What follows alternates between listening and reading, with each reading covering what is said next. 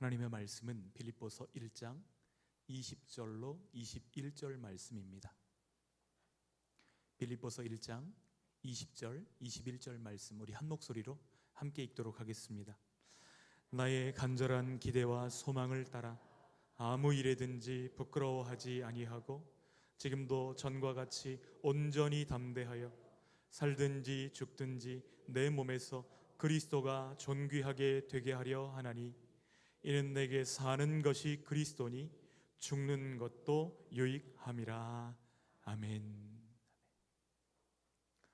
우리는 매 순간 선택합니다. 그런데 이 선택이 참 중요합니다.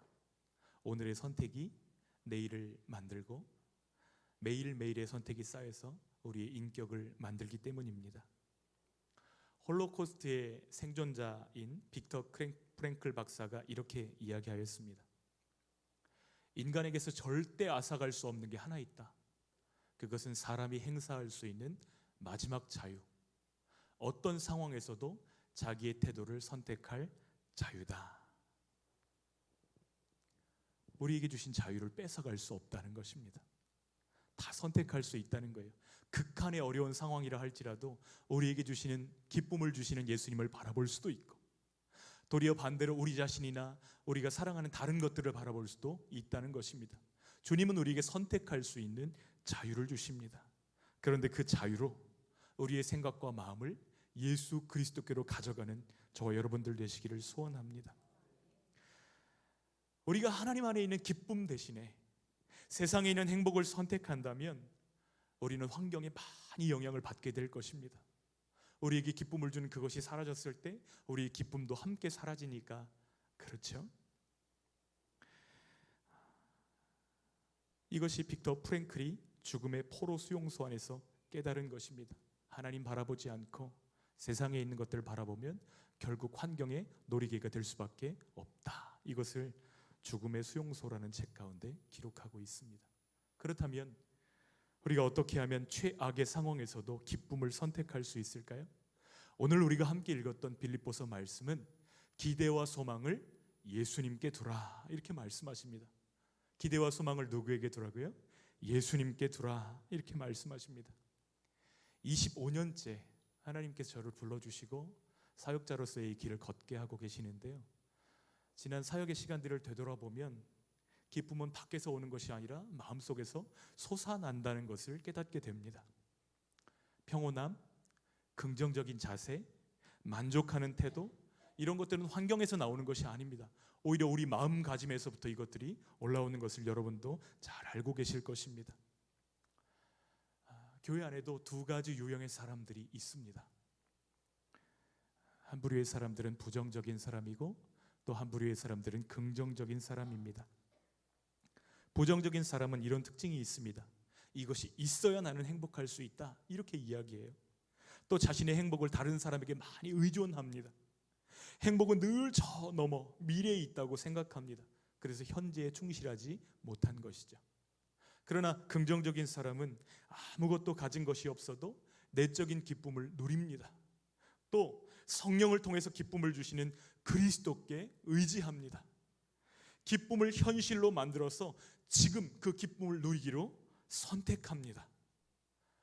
나는 행복하기로 결정했어, 나는 기쁨을 선택했다 이렇게 말하는 것으로 충분하지 않아요. 우리가 믿는 성경은 긍정적인 사고나 명상의 힘을 이야기하는 자기개발서 같은 책이 아닙니다. 그래서 사도 바울은 로마서 12장에 이렇게 명령하고 있어요. 함께 읽겠습니다.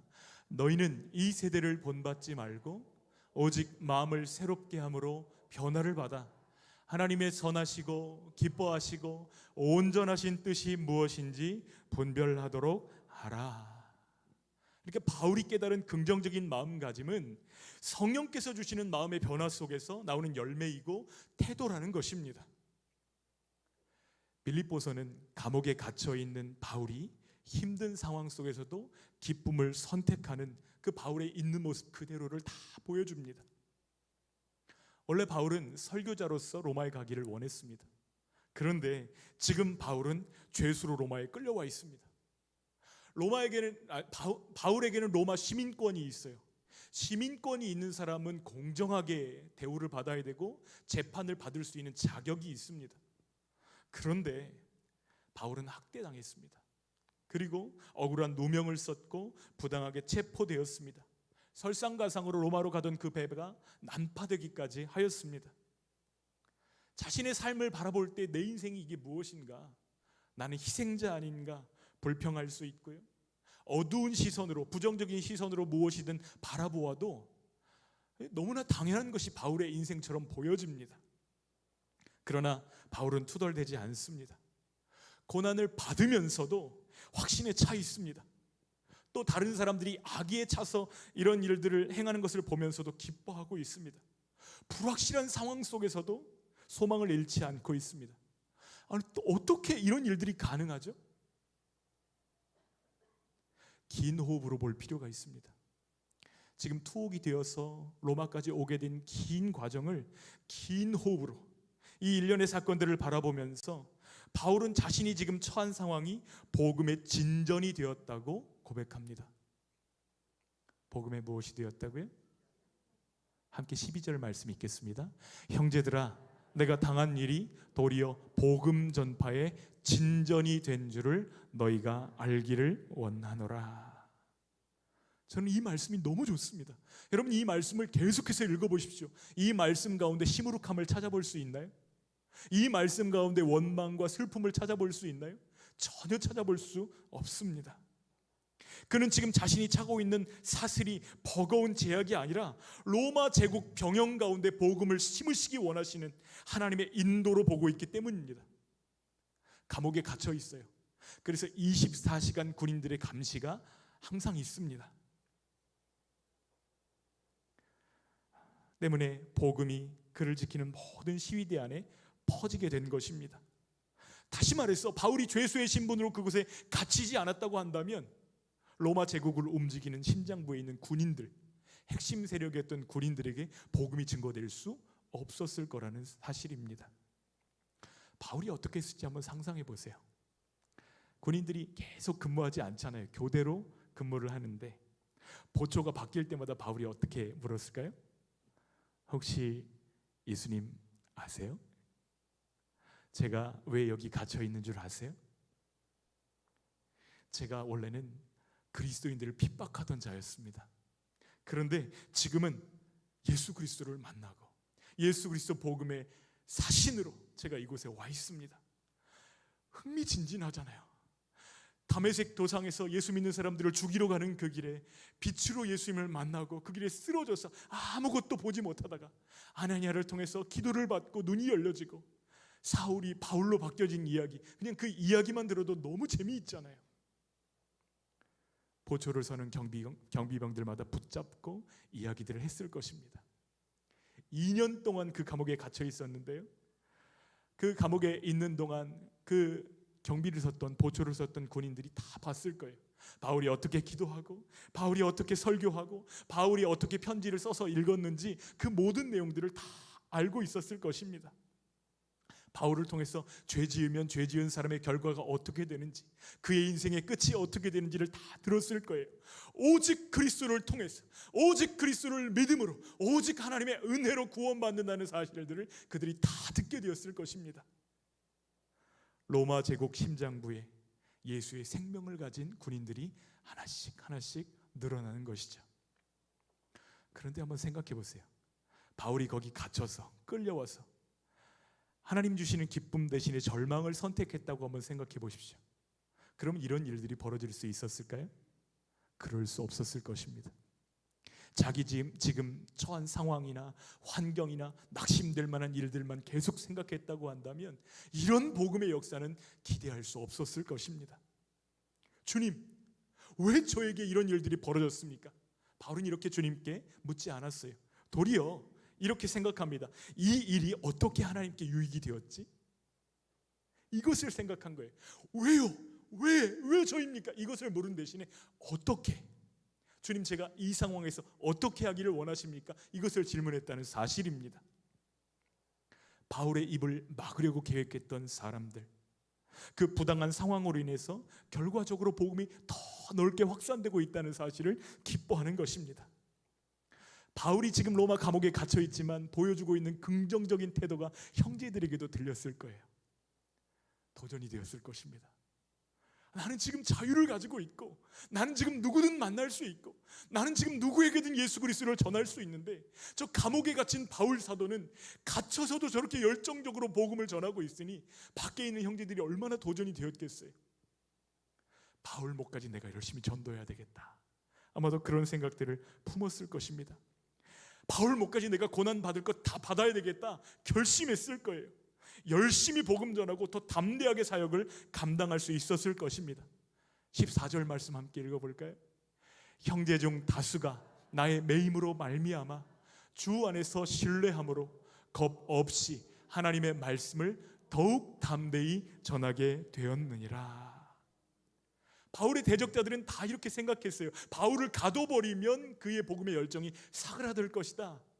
그러나 하나님은 바울의 투옥을 통해서 이 소식이 들려지는 교회들마다 힘을 주시고 형제들을 새롭게 하시고 내가 더 열심히 복음을 전해야 되겠다. 오히려 바울의 투옥을 불시로 사용하시는 것을 보게 되어집니다. 활력을 주시는 것이죠. 우리가 고난 가운데서 어떻게 선택하느냐가 우리 옆에 형제들에게 불씨가 될 수도 있다는 사실을 우리 마음 가운데 기억할 수 있기를 소원합니다. 바울이 자신의 처지를 돌아볼 때 아마 요셉의 고백이 생각나지 않았을까 이런 생각을 해봅니다. 형들이 요셉을 애굽에 팔아먹었잖아요. 그리고 감옥에 갇히고요. 온갖 어려움을 다 겪고 나서 하나님이 그를 높여주셨습니다. 그런데 온 땅에 흉년이 들어서 형들이 찾아왔을 때 요셉이 그 형들에게 했던 말, 그 말씀이 무엇이죠? 창세기 50장 20절 말씀 함께 읽어볼까요? 당신들은 나를 해하려 하였으나 하나님은 그것을 선으로 바꾸사 오늘과 같이 많은 백성의 생명을 구원하게 하시려 하셨나니. 오늘 우리가 고백하기 원하는 고백이 이와 같기를 원합니다. 하나님이 내게 주시는 것이 가장 좋다. 우리 하나님은 모든 것을 선으로 바꾸시는 분이시다. 여러분, 이것을 선포할 수 있기를 소원합니다. 기대와 소망을 예수님께 두는 것이죠. 이것이 우리가 최악의 상황에서도 기쁨을 선택할 수 있는 비밀입니다. 사실 지금 바울은 가택연금 상태에 구금되어 있어요. 집 밖으로만 못 나오게 되어 있는 상황입니다. 누구든 손님들이 찾아올 수 있고 만날 수 있습니다. 다만 바울은 나올 수 없어요. 그러니까 이제 편지로 사역하고 격려하고 하는 일들도 누군가의 도움이 없이는 감당할 수가 없는 것입니다. 디모데가 도왔고요, 누가가 도왔고요, 마가가 도왔고요, 많은 사람들이 바울의 협력자가 되어주었습니다. 그러나 바울이 갇혀있는 그동안에 그릇된 동기를 가진 사람들이 그가 없는 틈을 타서 교회 안에 침투해 들어옵니다. 더러는 자리를 얻기 위해서, 더러는 바울이 했던 일을 대신하면서 바울이 가졌던 그 명예를 자기의 명예로 바꾸기 위해서 열심히 일했을 것입니다. 각자 다 다른 동기로 복음을 전하기 시작한 거예요. 바울의 신실한 친구들이 감옥 안에 있는 바울에게 찾아와서 이런 교회의 상황들을 일러주었을 것입니다. 그때 바울이 어떤 표정을 지었을까요? 15절로 18절 말씀 함께 읽겠습니다. 어떤 이들은 투기와 분쟁으로, 어떤 이들은 착한 뜻으로 그리스도를 전파하나니 이들은 내가 복음을 변증하기 위하여 세우심을 받은 줄 알고 사랑으로 하나 그들은 나의 매임에 괴로움을 더하게 할 줄로 생각하여 순수하지 못하게 다툼으로 그리스도를 전파하느니라. 그러면 무엇이냐? 거칠애로 하나 참으로 하나 무슨 방도로 하든지 전파되는 것은 그리스도니 이로써 나는 기뻐하고 또한 기뻐하리라. 교회의 소식을 들었을 때 바울이 어떤 표정을 지었을까요? 바울이 그 소식을 들으면서 활짝 웃었을 것입니다. 근데 그 소식을 전해주었던 동역자들이 얼마나 당황했을까요? 아니 지금 교회가 이런 상황이라니까요. 근데 바울이 기뻐하고 있어요. 여러분, 그 장면들을 한번 상상해 보십시오. 바울이 그 앞에서 지키고 있는 로마 경비병들을 향해서 손을 흔들어 보이면서 기뻐했을 것입니다. 그리고 동역자들에게 이야기합니다. 하나님이 이 모든 일에 어떻게 역사하시는지 좀 들어보십시오. 그러면서 병사들을 향해서 손을 이렇게 불렀을 거예요. 일로 와보시오. 글라우디오 일로 와봐요. 여러분 제 얘기 좀 들어보세요. 이 군인들이 어젯밤에 예수님에 대해서 이야기했어요. 이 로마의 경비병들이 예수님에 대해서 이야기했을 거라니까요. 제가 지금 상상으로 이야기하는 거예요. 그 장면들 성경에 있는 이야기가 아니고 바울이 아마 그 동역자들에게 이렇게 자랑했을 것입니다. 누가가 바울 옆에서 계속해서 복음서를 집필을 하고 그의 편지들을 대피를 하고 그러다가 종이에서 펜을 뗍니다. 아, 맞아요. 바울 사도의 말이 맞습니다. 하지만 이곳에서뿐만 아니라 다시 밖에서 복음을 전하기 위해서 기도도 하고 마음도 쏟고 마음을 좀 준비하셔야 되지 않을까요? 저는 당신의 구명을 위해서 데오빌로라고 하는 그 관료에게 편지를 지금 쓰고 있습니다. 그러니 좀 마음을 좀 다잡고 다시 한번 밖에서 사역할 수 있도록 간절히 주님께 기도해 보지 않으시겠습니까? 이렇게 제안했을 거예요. 당신이 그렇게 가고 싶어 하셨던 서바나에도 한번 가보셔야 되잖아요.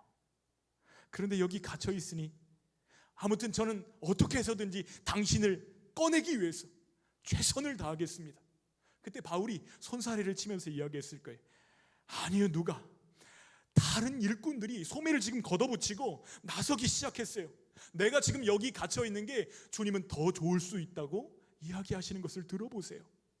실제로 그래서 사람들이 내가 갇혀 있는 동안에 그 소극적인 사람들이 자리를 박차고 나와서 복음을 전하고 있다는 소식을 듣습니다. 이제 나 대신 그들이 내 몫까지 열심히 감당하고 있어요. 그 이야기를 듣는 누가가 한숨을 쉬면서 얘기했을 거예요. 그래도 그렇죠. 바울 사도 지금 당신이 이 안에 있으니까 벌어지고 있는 문제들이 한두 가지가 아닙니다. 일단 외부에서 설교하던 그 사람들이 교회 안에 들어왔는데 일단 그 사람들을 뭐라고 불러야 될지 저는 자신이 없지만 덜 진실한 사람들이라고 부르겠습니다. 그들이 이단을 전파하는 것은 아니지만 자기 이름 내려고 자기 사람 만들려고 얼마나 교회를 지금 그렇게 애쓰는지 사도께서 나오셔야 이 문제가 정리될 수 있단 말입니다. 마가도 같은 생각이라고 저에게 이야기했어요. 당신을 질투하고 있고 또 서로를 질투하고 있다는 이야기를 우리가 나누었습니다. 그 사람들은 누가 더 교회를 많이 개척하는지, 누가 더 인기를 더 많이 얻는지 이것을 놓고 지금 경쟁하고 있단 말입니다. 몇 사람은요, 당신이 갇혀 있는 동안 그 담임 목사 자리 그거 뺏을지도 모르겠습니다. 그래서 우리가 당신을 가능한 한 여기서 빨리 빼내려고 하는 것입니다. 바울이 누가를 물끄러미 바라보면서 이야기했을 것입니다. 내 말 좀 들어봐요. 눈을 바라보면서 얘기했을 거예요. 내 말 좀 들어봐요. 누가 어떤 이들이 그릇된 동기로 설교를 좀 한다 한들 어떻습니까? 성도들이 그들에게 관심을 좀 많이 가진다 한들 어떻습니까? 내가 없는 동안 나를 공격하는 사람들이 좀 있은들 어떻습니까? 그것들은 하나도 중요한 것이 아닙니다. 나에게 중요한 것이 있어요. 중요한 것은 이것입니다. 그리스도가 전파된다는 것입니다. 내가 바깥에 있을 때보다도 지금 더 많이 더 활발하게 이 복음이 증거되고 있다는 사실입니다. 나는 지금 그 생각만으로도 가슴이 뛰고 행복하단 말입니다. 여러분 이런 장면들이 머릿속에 그려지세요? 바울 다 알고 있었어요.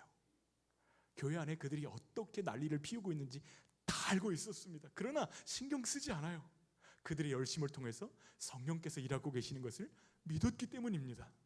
여러분, 구원은 설교자에게서 나오는 것이 아닙니다. 구원은 성령의 역사로만 이루어지는 하나님의 일인 줄 믿습니다. 전적으로 하나님이 이루시는 이 역사를 바울은 믿고 의지하면서 기뻐하고 있는 것이에요. 지금까지 우리는 바울이 본을 보여준 남다른 삶의 방식을 보았습니다. 고난 가운데서도 확신을 잃지 않았고요, 또 흔들리지 않았습니다. 아무것도 확실한 것이 없는데도 확신을 잃어버리지 않고 희망 중에 주님을 바라보고 있습니다. 지금 자신이 투옥되었는데 투옥되어서 복음이 증거되는 것을 보고 크게 기뻐하고 있습니다. 고난이 바울을 약하게 만들 수 있어요, 없어요? 없습니다. 오히려 고난이 바울을 더 강하게 만드는 것입니다. 고난이 바울을 더 기뻐하게 만드는 것입니다. 고난이 바울로 하나님을 더 바라보게 만드는 것입니다. 지금 바울의 미래는 불확실성으로 가득 차 있습니다. 만약에 바울을 지금 감옥 가운데 집어넣었던 대적자들이 예수님께 했던 그 방식대로 뒤에서 재판의 결과를 뒤집어 버리면 바울은 어떻게 될까요? 그의 목숨을 잃어버릴 수도 있는 것이에요. 그러나 바울은 그런 상황 속에서도 희망을 선택합니다. 그러면서 빌립보 성도들의 기도와 주님의 섭리로 결국 나를 건져주실 것을 믿음으로 바라보고 있어요. 하나님께서 나를 석방시켜 주실 것이다, 이것을 기대하고 있습니다. 그런데 그가 석방되지 않는다고 한다면 어떻게 되었을까요?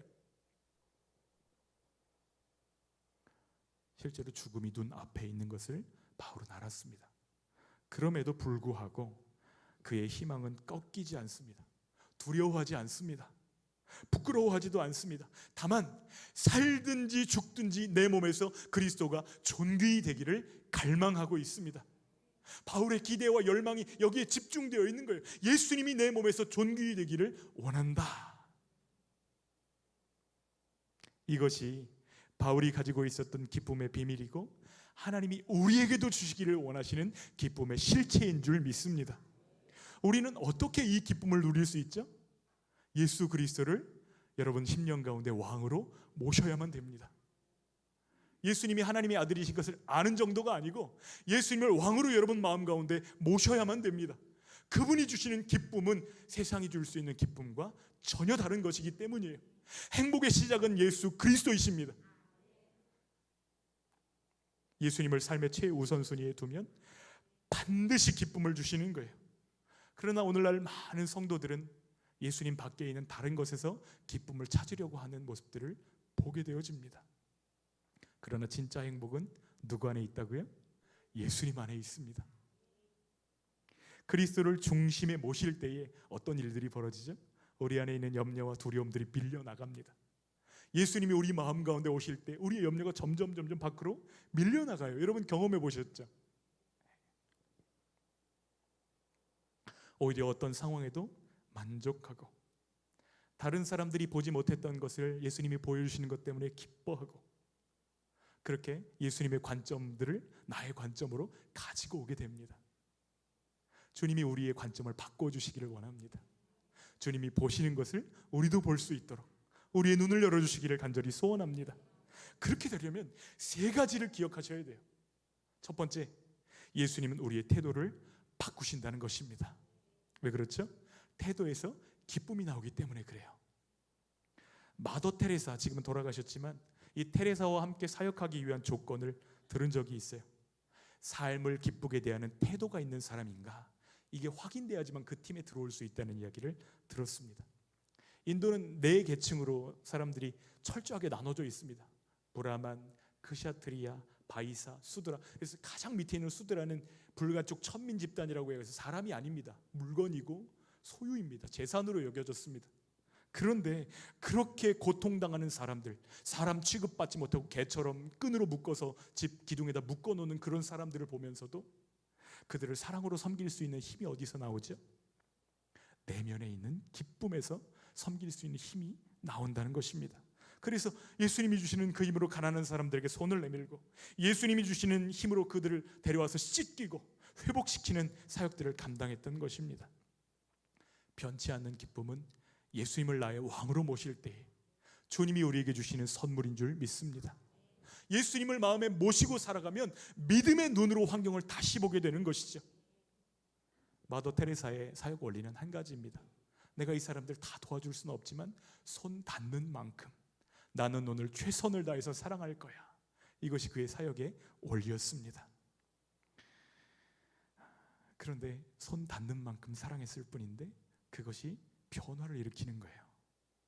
인도 사회를 뒤집어 놓는 것입니다.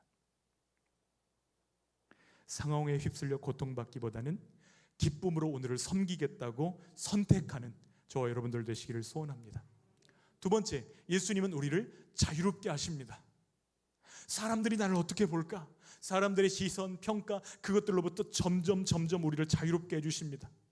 제가 확실히 말씀드릴 수 있는 것은 예수님이 우리에게 중요하면 중요해질수록 다른 사람들의 충조, 평판은 우리에게 덜 중요한 것이 된다는 사실입니다.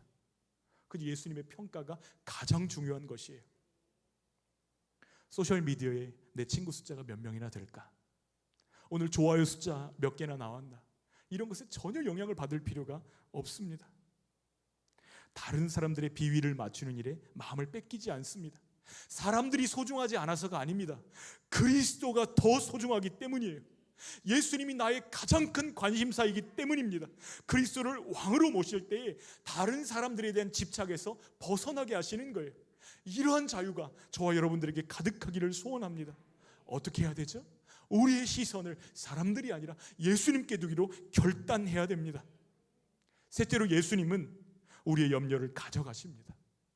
우리가 가보지 않은 길, 우리가 보이지 않는 그 길 앞에 서 있을 때 우리는 두려움을 느끼고 염려를 느끼지만, 주님은 우리 자신의 장래에 대한 염려를 다 바꾸어 주십니다. 예수님 밖에서, 예수님 없이 생각할 땐 너무 힘들다, 죽을 것 같다, 이렇게 고백되어지만, 바울이 예수님 안에서 고백할 때 나는 기뻐하고 또한 기뻐하리라 고백하는 것을 보게 되어집니다. 여러분 잘 들으세요. 우리가 예수님의 다시 오심을 믿는 사람들이라고 한다면 죽음에 대해서 그럴 것 같다고 이야기할 수 없습니다. 이런 말은 없어요. 왜 그러냐면 우리는 틀림없이 죽기 때문입니다. 우리에게 죽음은 이미 결정된 것입니다. 오랜 후에 이 일이 우리에게 다가올 수도 있고, 얼마 되지 않아서 우리에게 이 일이 찾아올 수도 있습니다. 우리는 그때를 알 수 없어요. 요즘에 환경과학자들이 둠스데이 클럭이라는 것을 발표했습니다. 해마다 지금 둠스데이, 남아있는 그 어둠의 날, 지구 종말의 날이 점점 다가오고 있는데, 올해 발표한 시간은 90초 남았다는 거예요. 그러나 그들이 뭐라고 이야기하든지 우리가 하지 말아야 될 일은 염려입니다. 예수님이 우리에게서 염려를 가져가기를 원하시니까요. 내가 언제 죽을지를 염려하지 마십시오. 그보다 오늘 나에게 생명 주신 주님을 어떻게 기쁘게 할 것인가, 어떻게 하면 내가 주님과 동행할 것인가, 어떻게 하면 주님이 내게 주신 그 뜻을 이룰 것인가, 우리에게 선물로 주신 오늘을 소중히 살아내는 저 여러분들 되시기를 축복합니다. 오늘은 우리가 주님을 위해 살아갈 수 있는 주님이 선물로 주시는 마지막 날일 수 있기 때문입니다. 예수 그리스도가 우리 마음 중심에 계시다면 장수하든지 단명하든지 곧 죽든지 나중에 죽든지 우리는 상관없습니다. 우리에게 영원한 하나님의 나라가 이미 약속되었기 때문입니다. 중요한 것은 오늘 우리가 예수님을 사랑하고 섬기며 그분의 구원 안에서 기뻐하는 일입니다. 내일은 내 날이 아니라고 이야기하잖아요. 내일은 예수님의 것입니다. 예수님께서 바꾸어 주실 거예요. 예수님께서 빚으실 것입니다. 예수님께서 이끄실 거예요. 그래서 주님께 맡기면서 오늘까지가 우리의 날이라면 그 안에 기뻐하는 것입니다. 지금 나의 삶과 죽음에 대해 초조해하기보다 예수님께 더 집중하기로 결단하십시오.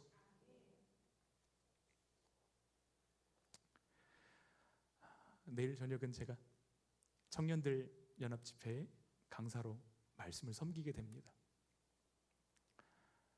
청년들의 마음 가운데 지쳐있고 힘들고 상한 마음들을 많이 보게 됩니다. 가고 싶은 목표는 높은데 뽑아주는 곳은 없고, 너무너무 상하고 슬픈 마음으로 믿음을 지키고 있는 그들에게 예수 그리스도를 전해주고 올 생각입니다. 하나님이 우리에게 기회를 주실 때에 최선을 다해서 예수님을 높이는 저희들 되기를 소원합니다. 내 몸에서 예수님이 존귀히 되는 이 소원, 이 기대가 바울이 처한 상황보다 바울에게 훨씬 더 큰 의미였기 때문에 그는 기뻐하고 감사할 수 있었던 것입니다. 주님을 크게 보는 믿음을 주시기를 원하고 그 기쁨을 빼앗기지 않는 저와 여러분 되시기를 축복합니다.